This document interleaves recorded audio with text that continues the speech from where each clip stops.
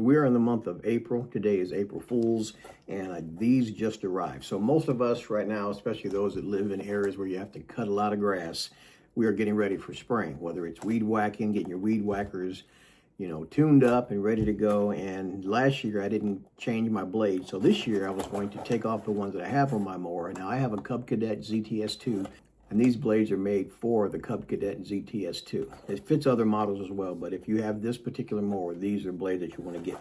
Now, initially when I first saw them, I wasn't crazy about the color, so I ended up ordering 2 sets of them. So this is how they came. And again, I haven't opened them, but you get 3 blades. Now, this is a 54-inch deck. You get 3 blades in the deck, and they look to be perfectly weighted, brand new in the bag. And like I said, I bought me another set so that I could have an extra set on hand. So if I take these off to sharpen them, I can put my other blades, the other set that I bought, on the mower itself. Heavy duty, high quality.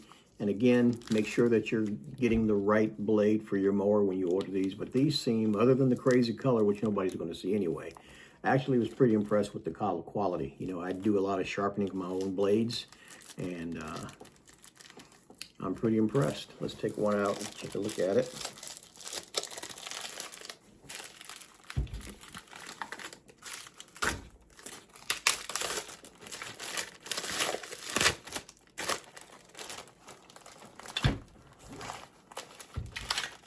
So they would obviously mount this direction, and then you have your blade here, and then your blade on the side as well.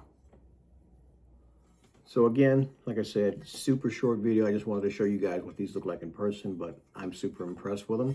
Can't wait to put them on here in the next couple of days and get started cutting the grass. Click the link, check them out. I think you guys will be pleasantly surprised. I will come back and do another review after I use these, let you know what I think of them.